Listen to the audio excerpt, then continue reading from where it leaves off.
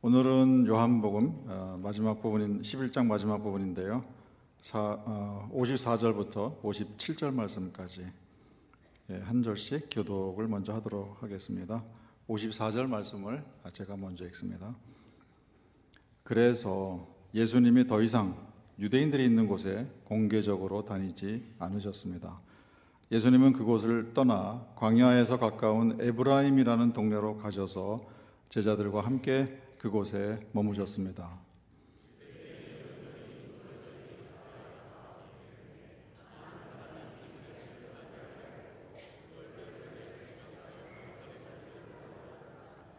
그 사람들이 예수님을 찾았습니다. 성전 안에 들어온 사람들이 서로 말했습니다. 당신은 어찌 생각하시오? 그분이 명절에는 오시지 않을까요? 예수님이 계신 곳을 아는 사람은 누구라도 즉시 신고하라는 명령을 이미 내려놓은 상태였는데 그들은 예수님을 체포할 계획이었습니다. 아멘. 예수님이 피하셨다.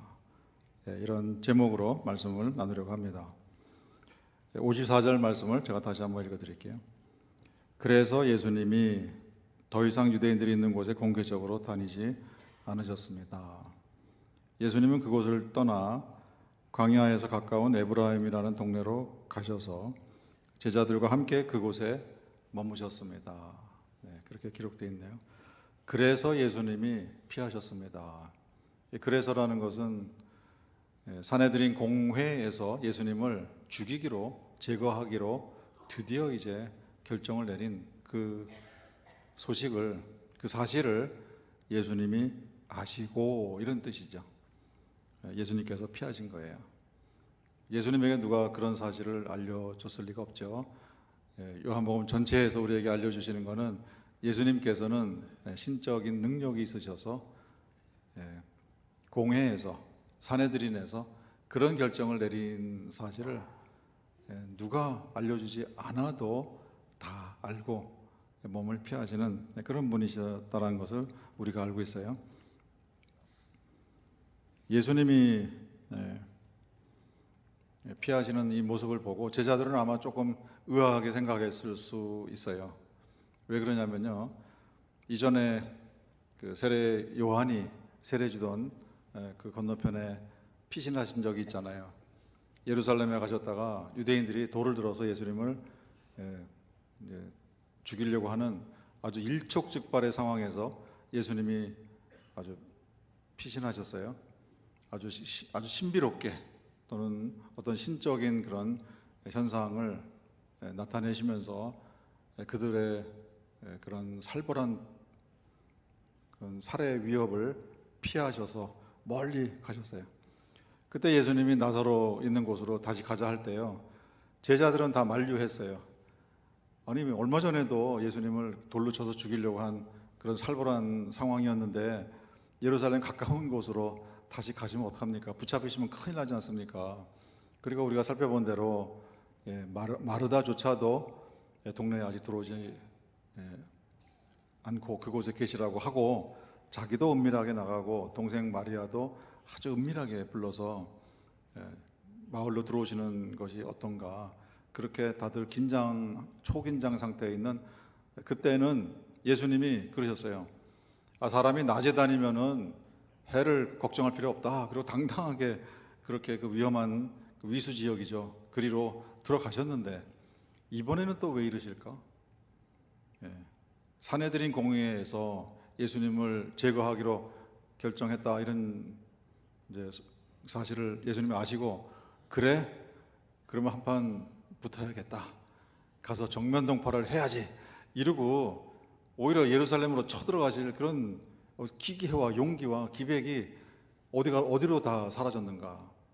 어쩌면 이렇게 빠른 속도로 피신하시나? 이 모습을 보고 제자들이 좀 의아하게 생각했을 수 있어요. 우리 화면에 그림을 올려드렸잖아요. 예수님의 뒷모습을 수채화로 그린 그 그림이에요. 예수님이 이렇게 피신하는 장면을 보면 좀 쓸쓸하게 보이시지 않았나요?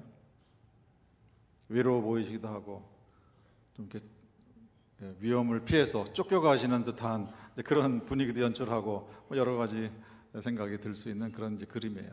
그러나 우리는 알죠. 예수님이 하신 이것은 패배자로서 쫓겨가신 것이 아니다. 쫓겨나신 것이 아니다라는 것을 알고 있어요. 이 모든 이야기의 주인공은 여전히 예수님이다라는 것을 우리가 알게 됩니다. 예수님이 여기서 보이는 몇 가지 동작이 네 가지 동사로 기록되어 있어요. 예수님이 그 사실을 사내들인 공회에서 예수님을 죽이기로 했다 하는 그 사실을 이제 신적인 능력을 통해서 아시고 더 이상 공개적으로 다니지 않으셨어요. 그리고 그곳을 떠나셨어요. 그 장소를 급히 떠나시게 된 거예요. 어디론가 목적지를 정해야 되잖아요. 그 목적지는 에브라임이라는 곳이었었어요. 그곳을 예수님도 찾아서 가셨어요. 이 에브라임이 어디인가 지금도 학자들이 그 위치를 정확하게 여기다라고 말을 못해요.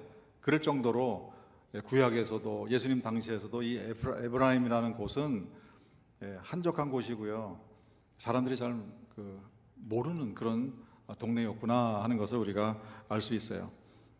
잘 알려지지 않은 동네로 그것을 목적지로 정하시고 피하셨어요. 그리고 그곳에 머무셨다 하는 것은 아무 일도 하지 않고 잠잠히 계셨다.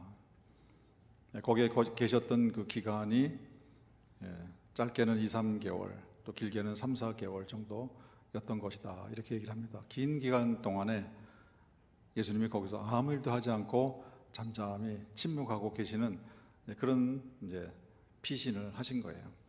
이 장면이 예수님께서 공생의 사역을 이제 마무리하시는 그런 장면이기도 합니다. 그런데 이 움직임들을 우리가 보면서요, 예수님이 상황이 급박하니까 잡히면은 이제는 위험한 상황이 발생할 수 있으니까 몸을 급히 피하신, 어쩔 수 없이 상황에 밀려서 피하신 것처럼 우리가 읽을 수가 있어요. 그러나 우리는 알죠. 이 예수님의 모든 동작, 예수님의 이 모든 움직임들은 모두 다 아버지의 계획을 따른 것이었다라는 것을 우리가 압니다. 예수님께서 결정하신 바깥에 공개적으로 나가서 다니지 않기로 한 이 결정, 그리고 그 장소를 급하게 떠나시기로 하는 그 결정, 그리고 에브라임이라는 잘 알려지지 않은 그런 외딴 동네로 그곳으로 찾아가시는 이 결정, 그리고 그곳에서 두어 달, 서너 달 머무시고 아무 일도 하지 않고 제자들과 그곳에 잠잠히 계시는 이런 기간을 보내시는 것, 이 모든 것들이 한 동작 한 동작이 우리가 보기에는 상당한 무게감이 있고요, 긴장감이 느껴지는 그런 움직임이셨다라는 것을 우리가 보게 됩니다. 바둑을 두신 분들은 그 바둑을 두시다 보면은요, 그 돌을 놔야 되는 아주 그 반상 최고의 점이 있어요. 요즘에는 그런 그 AI가 나와가지고요, 그걸 알려줘요. 여기다 놔야 된다. 그 점을 요즘에는 그 블루 스팟이라고 얘기를 하더라고요. 뭐 전 세계에서 내노라 하는 세계 최정상급 선수들도 그 블루 스팟을 찾아서 두기가 쉽지가 않아요. 우리나라의 아주 세계 랭킹 1위인 선수, 그런 선수 정도 되면은 바둑을 한 수 한 수 이렇게 두는데 어쩌면 그렇게 인공지능이 추천하는 블루 스팟만 그렇게 잘 두는지, 그럴 때 이제 그 한 수 한 수를 move라 그래요. right move라 그래요. 아주 정확한 움직임이죠. 이제 그런 바둑 두는 걸 보면은요, 감탄을 하는 거예요. 어떻게 저 대목에서 저 자리를 찾아가지고 저런 수를 둘 수 있을까? 그 무게감, 중량감, 그리고 세계 최정상급 기사의 모든 그 노하우가, 지혜가 그 한 돌 하나 움직임 하나 하나에 그 실려서 놓아지는 걸 보면은요, 정말 같은 그 바둑의 구단쯤 되는 분들도 감탄하면서 해설하는 그런 장면들을 볼 수가 있어요. 예수님이 지금 움직이시는 이 한 걸음 한 걸음 한 걸음은요, 그런 거예요. 이 모든 것이 다 아버지께서 정해 놓으신 그런 움직임을 지금 움직이고 계신다는 것을 우리에게 알려주세요. 사실은 저와 우리 성도님들의 일상에서의 움직임, 그걸 우리가 일정이라고 불러요. 하루하루에 우리가 일정이 있잖아요. 그 일정 속에서 누구를 만나고 어디를 가고 이렇게 교회를 오시고 또 예배 마친 다음에 또 어디를 또 향해서 가시고 누구를 만나고 또 무슨 일을 하시고 하는 이 모든 것이 모아져서 오늘 우리의 하루의 일정을 구성을 한단 말이에요. 그런데 이 모든 것이 아버지의 뜻에 따라서 움직이는 것이냐, 아니면 그냥 늘 주일에는 이렇게 반복되고 월요일에는 이렇게 반복되고 주중에는 이렇게 반복되는 그런 일정을 우리가 하는 것이냐, 거기에는 큰 차이가 있어요. 예수님의 이 모든 움직임들이 그 중량감, 그 긴장감을 느끼게 만드는 이유는 예수님이 사명을 따라 움직이셨기 때문에 그런 무게감과 그런 긴장감을 우리로 하여금 느끼게 하는 거예요. 이 장면을 보면서 우리가 깨닫는 첫 번째 말씀 이치가 있습니다. 그것은 예수님께서는 이루실 사명에 집중하고 계시는 거였구나 라는 것을 우리가 보는 거예요. 저를 따라서 한번 해보실까요? 이루실 사명에 집중하셨습니다. 이게 이제 무슨 의미가 되냐면요, 사실은 저나 우리 성도님들이 하루 일정 중에 행하는 모든 그 동작들 있잖아요. 그것이 다 예수님의 이 움직임처럼 무게감이 있고 긴장감이 느껴지는 그런 것이 되어야 되는데요, 그렇게 되려면은요, 우리의 의식 속에 내 사명이 뭔지, 오늘 하루를 내가 이 시간대를 살아가는 그 이유가 뭔지를 우리가 아실 때, 그때 우리의 모든 움직임이 의미가 살아나게 된다는 거예요. 어느 정도까지 우리의 모든 움직임이 그런 의미가 있느냐?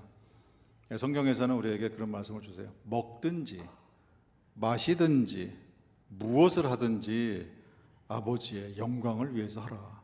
아니, 먹는 것, 마시는 것, 무슨 일을 하든지 누구를 만나든지 어디를 가든지 앉든지 일어서든지 이것이 전부가 다 아버지의 영광과 연결이 되어 있다. 중요한 것은요, 내 안에 내가 아버지의 영광을 위해서 지금 살고 있는 것이다. 나에게 주신 비전과 나에게 주신 사명을 내가 알고 사는 것이다. 그럴 때에는 그야말로 평범해 보이고 그야말로 사소해 보이는 우리의 모든 동작들이 다 무게감이 있고 긴장감을 느끼게 만드는 그런 동작들로, 그런 움직임들로, 그런 행동들로 변화가 일어나게 된다, 그런 얘기예요. 아직도 이해가 안 되시면은 제가 이렇게 설명을 드릴 수 있어요.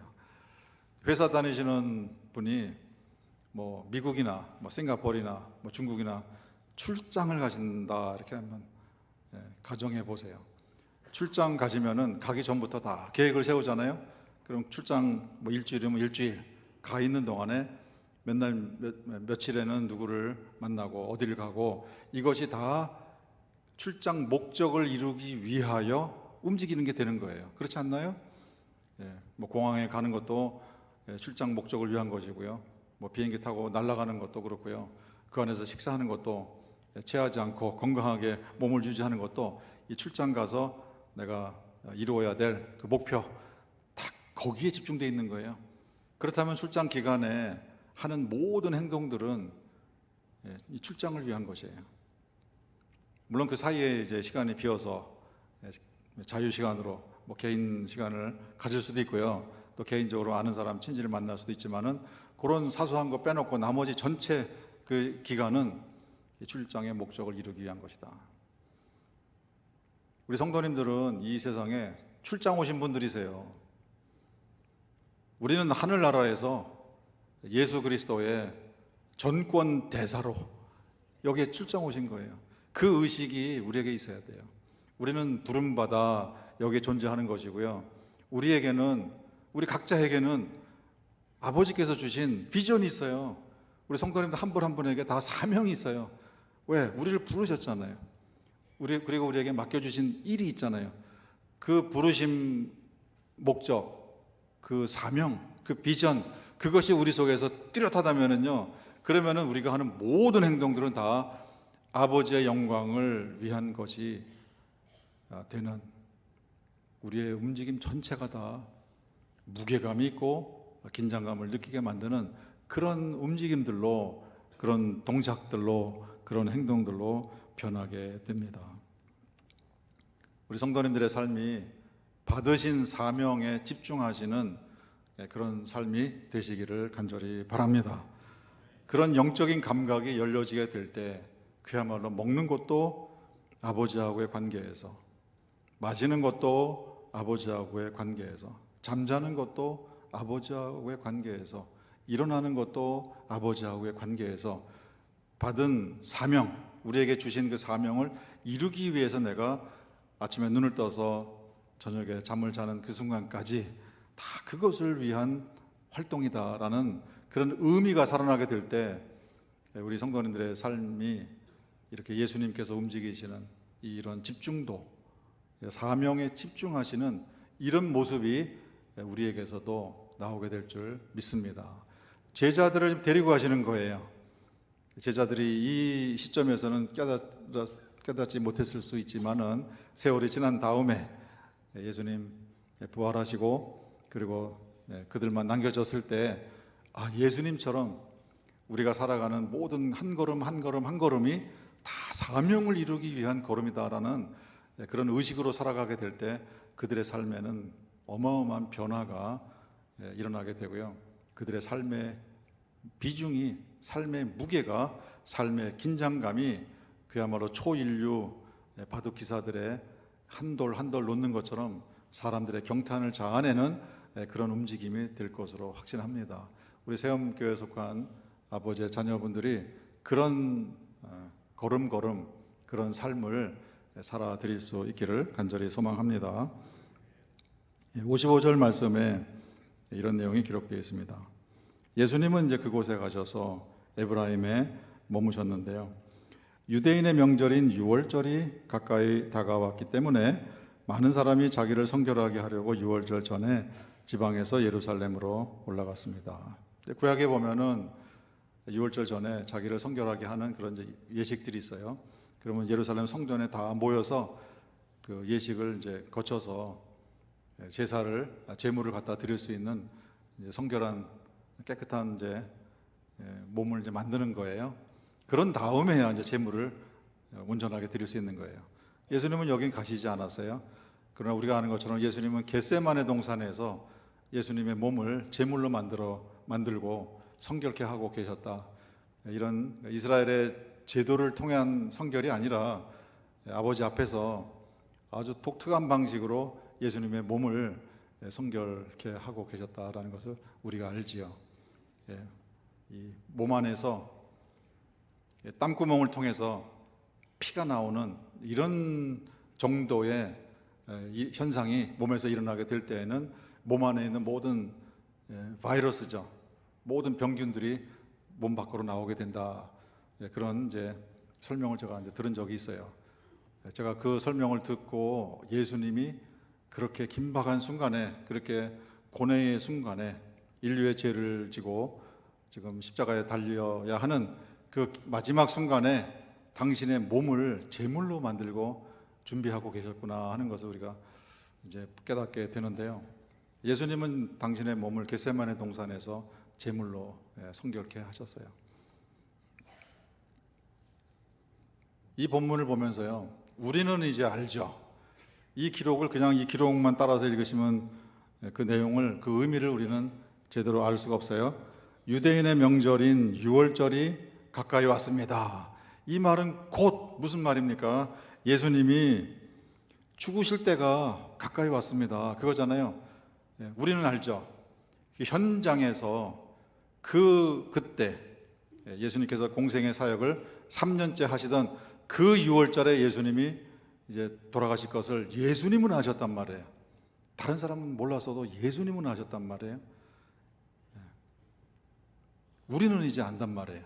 그러니까 이런 기록을 읽을 때 이 6월절에서 예수님이 돌아가신다는 걸 알기 때문에 6월절이 가까이 왔습니다. 그러면은 예수님이 죽으실 때가 가까이 왔습니다. 그런 의미라는 것을 우리가 아시고 이 본문을 읽으셔야 돼요. 많은 사람이 자기를 성결하게 하려고 다 예루살렘으로 올라가는 거예요. 지방에 있던 모든 분들이. 그 그림을 그려볼 수 있잖아요. 명절에 우리가 민족 이동이다 해가지고 조만간 이제 추석 명절이 오잖아요. 그러면 많은 분들이 이동을 한단 말이에요. 거의 그런 현상이겠죠. 예루살렘으로 전국 각 지방에서 다 올라가는 거예요. 근데 예수님은 지금 거꾸로 가세요. 예루살렘으로 올라가시는 것이 아니라 사람들이 잘 모르는 외딴 지역인 에브라임이라는 곳으로 지금 가시는 거예요. 모든 사람은 다 예루살렘으로 올라가시는데 예수님은 반대 방향으로 지금 가고 계시는 거예요. 피하고 계시는 거예요. 이 걸음의 의미가 무엇일까? 다른 게 아니에요. 예수님은 십자가에 달리실 타이밍을 기다리고 계신 것이었다. 그걸 우리가 알게 되죠. 저를 따라서 한번 해보실까요? 십자가에 달리실 타이밍을 기다리셨습니다. 그 걸음의 의미가 도피가 아니에요. 그 걸음의 의미가 쫓겨가신 게 아니에요. 그 걸음은 십자가에 달리실 타이밍, 그 때를 맞추시기 위해서 지금 물러나 가시는 그 걸음이란 말이에요. 그 걸음의 의미가 어떤 의미인지를 우리가 아셔야 되는 거예요. 우리가 영어 표현을 써서 죄송하지만은 정시에 그런 표현이 있어요. 정시에 딱 정각에 그때 on time이라 on time 딱 제 시간에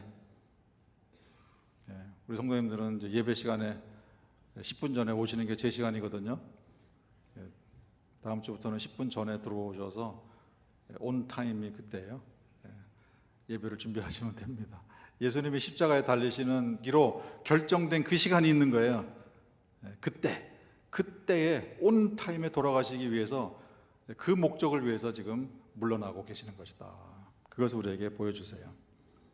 예수님은요, 그 상황을 꿰뚫고 계셨어요. 그리고 그 때를 꿰뚫고 계셨어요. 거기에 맞춰서 지금 움직이고 계시는구나. 이거는 하늘과 땅과 그야말로 천지의 운행의 원리, 우리 한국식으로 표현하면요, 이 천지의 운행의 원리를 꿰뚫고 계시는 분이 할 수 있는 고도의 깊은 경지를 아시는 분들이 보여줄 수 있는 그런 행보예요. 모든 사람이 다 예루살렘에 올라가는데 혼자서 반대 방향으로 걸어가시는 거예요.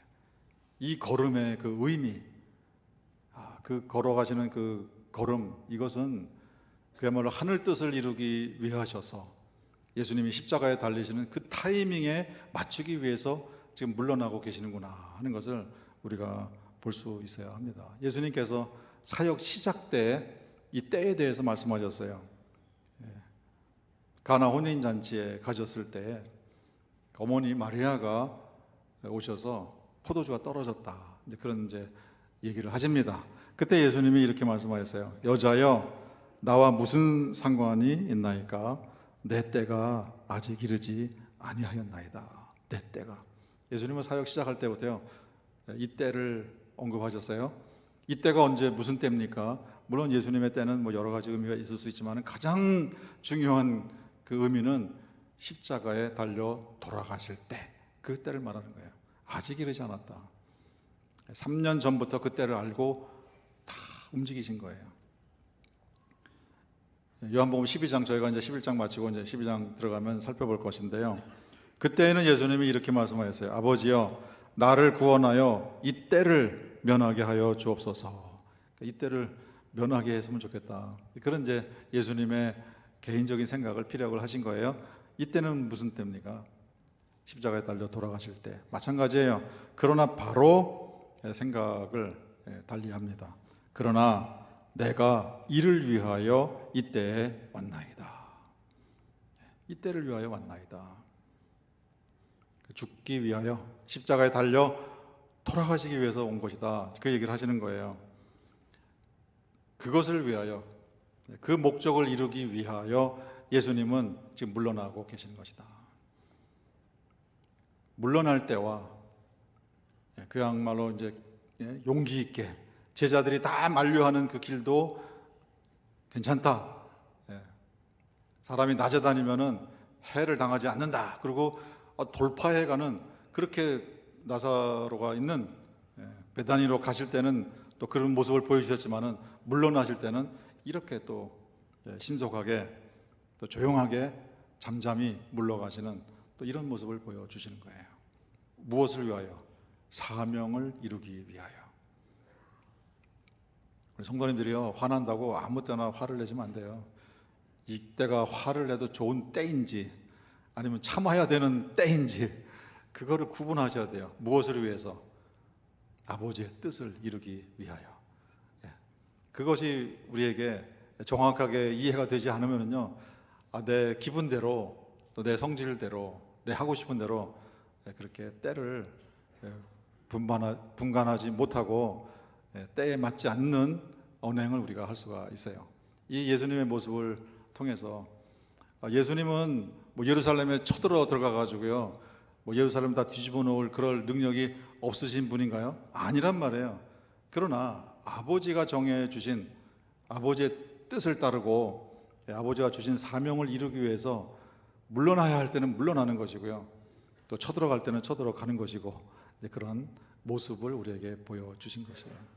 우리도 그 때를 보면서 살아가는 그런 우리 성도님들 되시기를 바랍니다.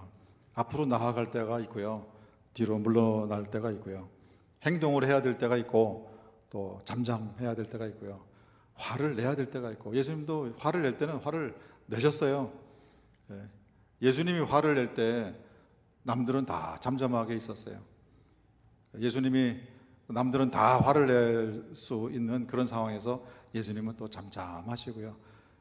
우리가 지난주에도 말씀을 드렸지만은 이 크로노스의 시간대, 우리가 눈으로 보는 이 물질 세계를 살아가는 그 안에서 우리가 반응하는 그런 패턴하고, 카이로스의 시간대를 살아가는 분들이 보이는 반응하고는 이 때가 다른 거예요. 타이밍이 다른 거예요.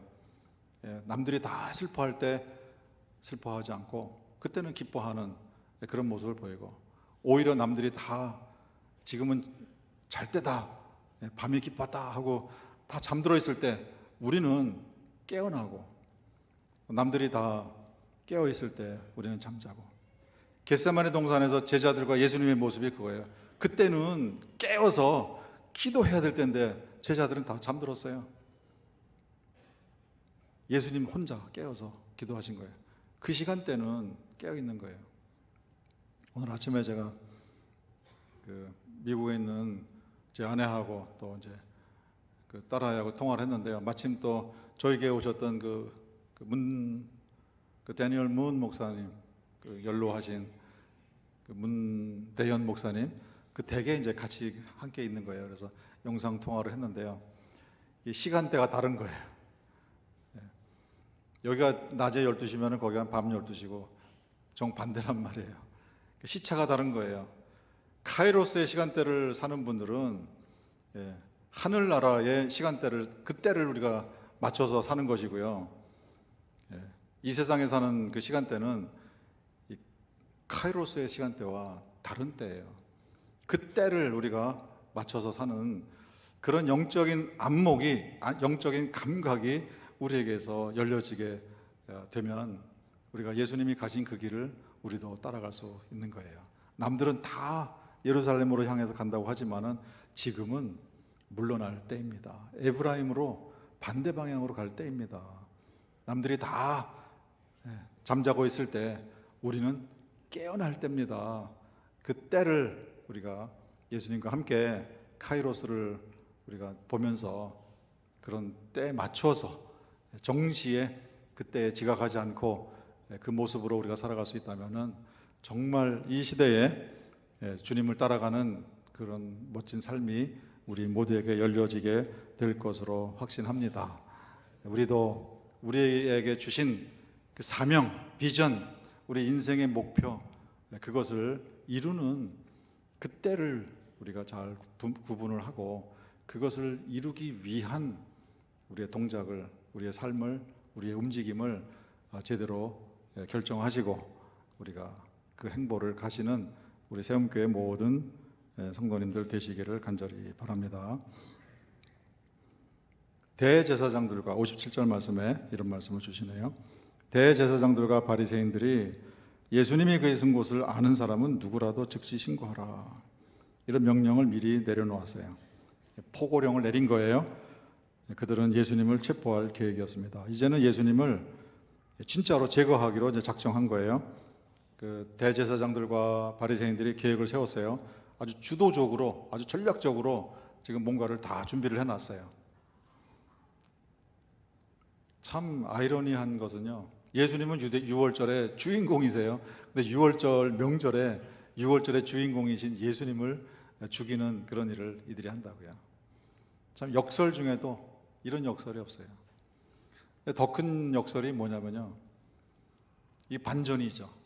이스라엘 백성이 출애굽할 때 이스라엘 그 백성의 각 가정마다 어린 양을 잡으라 이렇게 명령을 내렸어요. 그리고 그 피를 문설주에 발라라. 그러면 그 집들은 이제 구원을 받는 거예요. 장자들이 죽질 않아요. 근데 그 역할을 이 시점에서 대제사장들과 바리새인들이 하는 거예요. 어린 양을 잡아서 문설주에 피를 바르는 그 역할을 지금 이 사람들이 하고 있는 거예요. 그러니까 본인들은 그걸 뭘 하겠죠. 참 기이한 역사의 반전이 이렇게 지금 일어나고 있구나. 우리 아버지께서 저들을 사용하셔서 어린 양을 잡고 문설주에 피 바르는 역할을 지금 저들로 하여금 하게 하는구나. 근데 그들은 몰랐어요.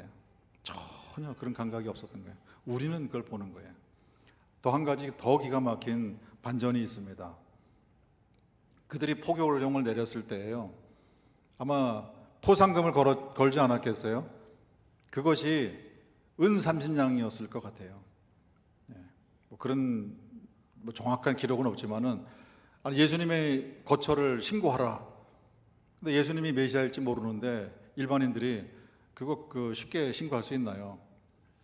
근데 신고하면은 이런 이제 보상이 있다, 보상금이 있다, 그것이 분명히 있었을 거란 말이에요. 그러니까 제가 추측하기에는 가룟 유다가 예수님을 팔고 받은 은 30냥, 그것이 보상금이 아니었을까 그런 생각합니다. 그런데요, 이 포고령을 낸 대제사장들과 바리새인들이 예수님의 측근 중에서도 가장 가까운 가룟 유다라는 사람이 예수님의 거처에 대해서 신고를 하고요, 겟세마네 동산 어디서 어떤 모양으로 지금 어떤 일정을 가지고 움직이는지 누가 그걸 신고했냐고요. 가룟 유다가 신고한 거예요. 대제사장들과 바리새인들은 상상을 못했을 거예요. 근데 이게 누가 지금 협조한 겁니까?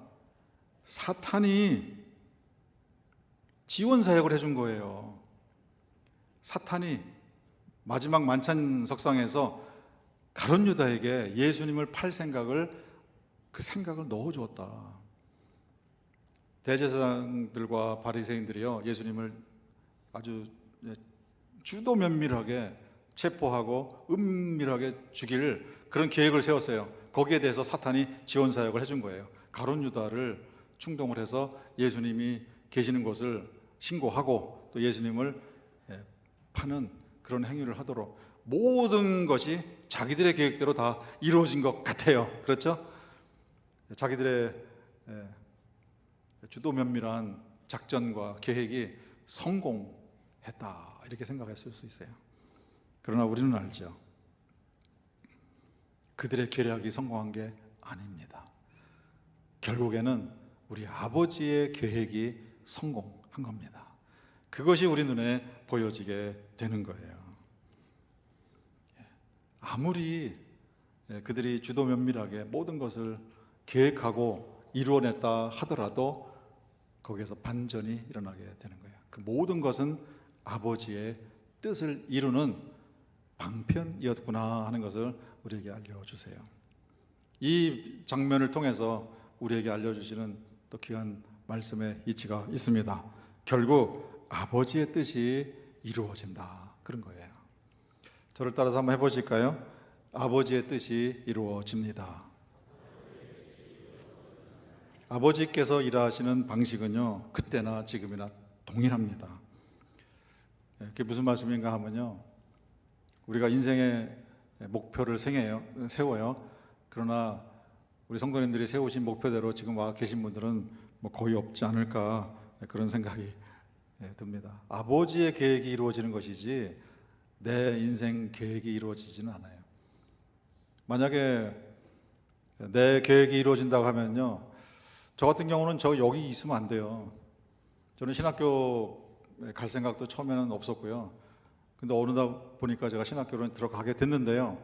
제가 신학교 들어간 다음에도 이 교회에 와서 담임 목사로 목회하는 것은 제 계획에는 없었어요. 전혀 없었어요. 근데 어느 날 보니까 제가 여기 와 있더라고요.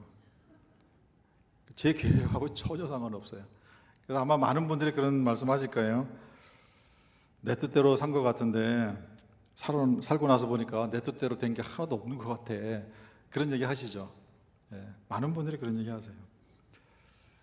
그게 우리 동양의 성현이시죠. 공자도 이제 그런 얘기를 했어요. 나이 50이 되니까 지천명, 천명을 내가 알겠다. 하늘의 뜻을 50이 되니까 알겠다. 그전에는 하늘의 뜻과 상관없이 내 뜻대로 막 움직이고 돌아다니고 또 살았다 한다면 50이 되니까 하늘의 뜻이 이거구나 하는 것이 알게 되더라. 우리 성도님들은 글쎄요, 교회를 몇 년 다니시면은 지천명 하실 수 있을까요? 나를 향하신 아버지의 뜻이 이거구나, 나를 향하신 아버지의 생각은 이거구나, 이게 이제 알아지네. 글쎄요, 신앙생활을 몇 년을 하시면은 그게 이제 알아지실까요? 예수님이 이런 모습을 통해서 특히 제자들을 훈련시키는 그 내용의 핵심 중에 핵심이 아버지의 뜻을 따라서 지천명하고 움직이는 그런 삶을 살아야 된다는 것이죠. 예수님, 방금 우리가 인용한 본문에서도 그랬죠. 이 때를 면하게 해주시면 좋겠습니다. 예수님의 생각이에요. 그러나 내가 이를 위하여 이때 왔나이다. 아주 그냥 빠른 속도로 아버지의 뜻에 무릎을 딱 제대로 꿇는 이런 모습 보여주셨고요. 백미죠. 예수님 사역의 전체에서 가장 아버지의 뜻을 따라서 살았던 그 전체를 종합하는 그 한마디, 내 뜻대로 마시고 아버지의 뜻대로 하시옵소서. 겟세마네 동산에서 십자가 앞에 두시고 하신 말씀이잖아요. 내 뜻대로 마시고 아버지의 뜻대로 하시옵소서. 사실은 예수님은 공생의 3년 동안의 모든 움직임, 그야말로 앉고 서고 먹고 마시고 가고 오고 나가고 들어오고 이렇게 물러나시고 공개적으로 베다니를 향해서 쳐들어가시고 또 에브라임으로 물러나시고 그곳에서 아무 일도 하지 않고 몇 달 동안을 잠잠히 계시고 하는 이 모든 것을 아버지의 뜻에 따라서 하신 것이구나 하는 것을 우리에게 알려주세요. 내 뜻대로 마시고 아버지요, 내 뜻대로 마시고 아버지의 뜻대로 하시옵소서. 이것은 지천명, 하늘의 뜻을, 아버지의 뜻을 알겠더라 하는 차원에서 한 단계 더 들어가서 이제 이후로 내가 생각하고 내가 말하고 내가 화내고 내가 웃고 내가 슬퍼하고 하는 모든 것을 아버지의 뜻에 맞춰서 내가 하겠습니다 하는 그 경지까지 들어가게 되는 거예요. 결국은 저와 우리 성도님들의 삶에 우리가 이렇게 계획하고 내 뜻대로 움직이고 하지만은 결국은 아버지의 뜻대로 다 되는구나 하는 것을 우리에게 거듭 확인해 주세요. 성경에서는 여러 차례 그런 이제 확인을 해 주세요. 일의 계획은 사람이 하지만은 그 일을 이루시는 것은 아버지께서 이루어 주신다. 어떤 방향으로 우리를 인도하시는지 그거는 아버지의 손에 있는 것이다. 이것을 우리에게 알려주세요. 우리 성도님들은 아버지의 생각을 아시고 움직이시는 우리 성도님들 되시기를 바랍니다. 참으로 깊고 고도로 좀 영적으로 성장한 그런 분들의 이야기가 아닐 수가 없어요. 아버지의 생각, 아버지의 뜻을 알아채고 거기에 맞춰서 살아가는 삶이 이 땅을 사는 아버지의 자녀들의 삶이어야 한다는 것을 우리에게 다시 한번 깨우쳐 주십니다.